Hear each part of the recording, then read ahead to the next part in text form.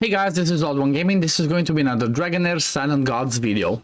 In today's video, I'm going to show you something really fun, and that is one team that can beat all stage 3s of the domains, okay? So one single team, the same team in every single one of them, and I will be tackling the Frost domain, the Fire domain, and the Tempest domain. So first of all, let's start with the Frost domain on stage 3, because this one is arguably the easiest one, okay? So it's gonna be the team of using the free tank in Horus, Hexandra that we get for free, the Adventurer, and then we have two rares in here, okay? So we have Anna, and then we have Sigrid. So let's play this run while I go through this, and I'm gonna show you the builds towards the end.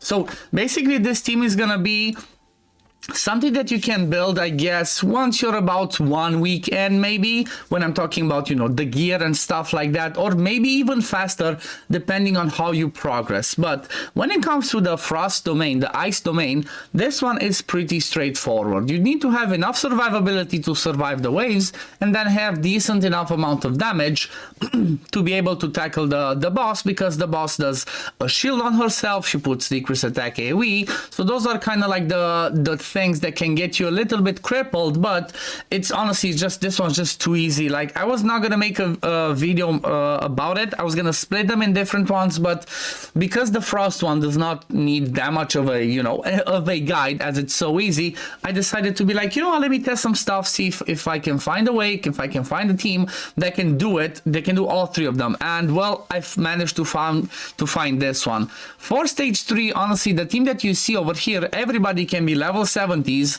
with only epic gear, and you should be just fine. You should have enough damage to kill it, you should have enough survivability, so that might not be a problem. When it comes to the other ones, it's gonna be a little bit quirky, and the gear sets might be important as well, because there's specific things that you need to do in order to beat the other ones. Like I said, this one is looking pretty straightforward. We're doing enough damage. You see the Adventurers doing good damage. Then we have Sigrid as well, Sigrid in here as well, that does some pretty good damage. We always break the shield, and you know, we still have the decrease attack that lands on us sometimes. It seems like we even got the Entangle right now, but still, slowly but surely, we are going to beat this one. I'm not gonna save it because I'm already farming higher level, but I just want to show you that this one can be done, okay? See, pretty fast. I still have 3 minutes. I'm definitely gonna kill it. There's no issue over here whatsoever. So let's back out of the Frost one, and let's move over to the second one, which is going to be the Tempest domain, okay? That one has a little bit of a mechanic that you need to keep in mind, and that is the fact that the boss does a lot of healing on itself. So what you're gonna need for this fight is somebody that brings you heal prohibition, okay? That's where, specifically from this team, Sigrid comes in. Honestly, I really love her. She's one of the new rares. She was not in the closed beta. She was added during this season, and she's arguably the best heal prohibition champion in the game, okay? She brings heal prohibition on her battle skill, but she also brings that on her ultimate, so that makes her an amazing champion for that role. She can also bring some decent damage, but you know, nothing too crazy. However, if you pair her well with some other stuff, like with maybe somebody that brings some AoE debuffs, she becomes extra strong, because her ultimate does that hit that you see. That one becomes even like on all of the map if they have debuffs, okay? So her ultimate is normally a single target hit, but she will also hit anybody that has a debuff, so that makes her really strong. Plus with her passive, that also makes her gain ultimate energy every time somebody has debuffs dies, makes her really good. But again, same principle. You see, we survive. I'm quite sure we could again have the Adventurer and Horus both at 70s, and we will be able to do just the same thing over here. So the boss flies, but you see we still had that heal prohibition. Now we just gotta kill the ads slowly. But even if we don't manage to like quite kill them, because I have too much healing in here, we're still fine.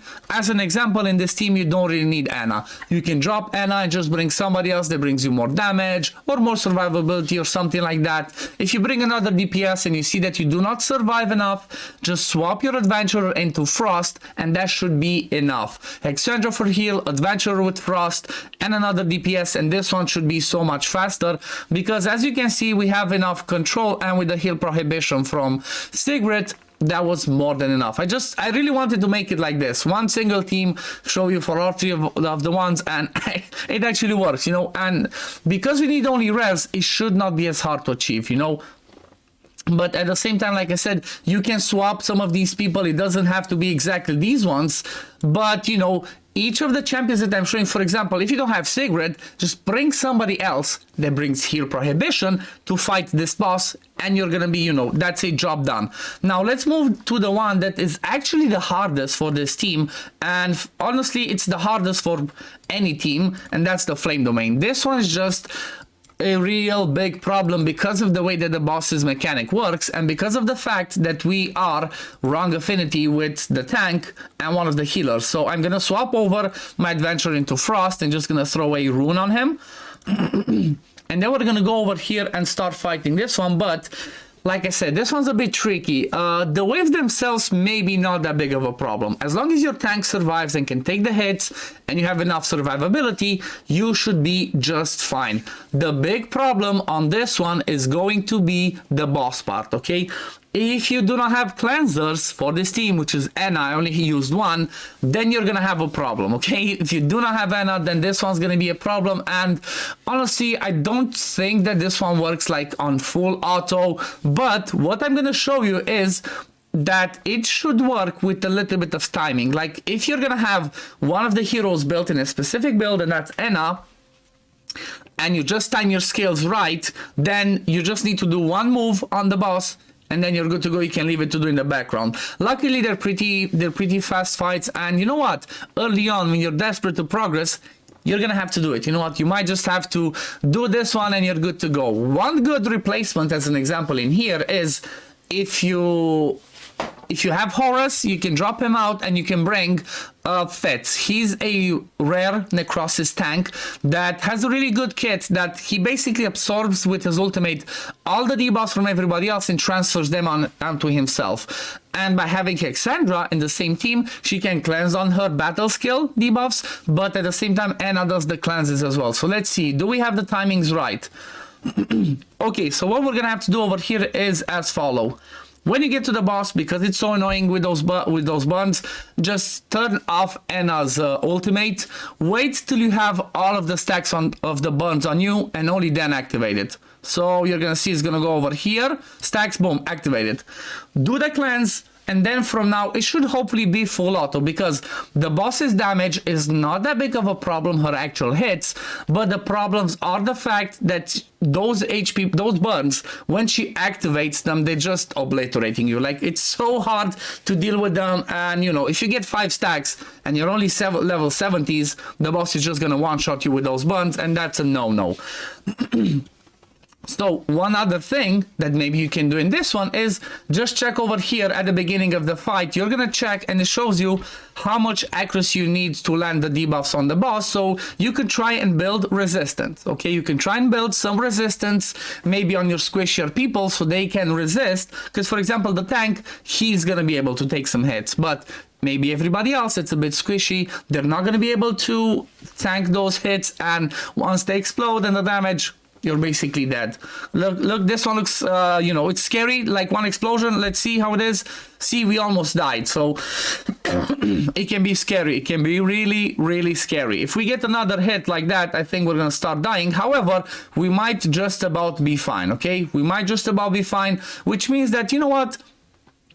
Maybe we could even do this on full auto as long as we have enough survivability. But see, there we died, so it's a little bit tricky. Again, having Sigrid in the team is not good. I know I keep calling her Sigrid, but Sigrid is not good in this team because she's wrong affinity and she takes more damage. That's something you need to keep in mind. Each one of the domains has the mechanic that if you are the same element of that domain, for example, we have Flame, that's paired with poison. So all fire and poison heroes will take 30%, I think, or 60%. I have to check at the end, but they will take more damage and they will do less damage against this one. That's why you're always gonna try to bring something different. That's gonna be the different element. Same thing for the Tempest one. Radiance and Lightning are gonna deal and take more damage. So let's see, stage 3. Yeah, 60%, you can see behind me. Fire and poison damage taken by enemies are reduced by 60%. Damage dealt to fire and poison are increased by 60%. So you will obviously always try to get the different ones, okay? So that's for every single one. Now let's have a look at the builds that I have. So the Adventurer, I have the artifact that we get for free, just at level 9. I do have some... I do have epic gear because I showed yesterday that we unlocked it, and basically you want to give him as much attack as you possibly can because that's going to influence his damage. And at the same time, when he's in ice, like I showed you now, he will do bigger shields because the shields are based off of ice, okay? And then when it comes to the, what's it called, the positive rune, I just threw whatever rune I had on him. I'm not going to use epic runes because it's not as easy to get those, so you know, try to make it as relatable as possible. Then Horus, I actually have rare gear with a rare rune, and then I have this one for him that just gives him a bit, you know, a few more stats to keep him alive. Then we have Enna, which again, this is the trick that I was trying to do for that boss, and that is to give her as much skill haste as possible. If I had her unlocked to give her a rune as well, that would allow me, you know, the chance to give her more skill haste. And basically, if she has, I think, around 50 or like close 50 something, if she has that amount of skill haste, she will always do that cleanse at the right time. So if you time it first, as I showed on the boss, just after the second lot of burns fall on you, then this should go auto afterwards. Then I have Sigrid, which I keep calling her Siegfried. I don't know why. I watch too much Vikings maybe. But yeah, I had Sigrid and some damage. So she has what? Attack, and then, you know, some whatever stats in here. And then I just use this Ancestor Bone for a bit more crit damage. Nothing too crazy. And then last one in the team, Hexandra, which I have one set of attack and then like some random stuff without any artifact. So this is the team, guys. I hope this helps you, not specifically maybe just to use this exact team, but I hope it gives you ideas of how you can tackle the domains, because they're obviously really important. Apart from farming the goblin to get XP potions, they will be really important so you can farm and you can upgrade your heroes, because otherwise you're gonna be stuck. But anyway, this is gonna be it for the video today, guys. I hope you enjoyed it. I hope this is helpful for you.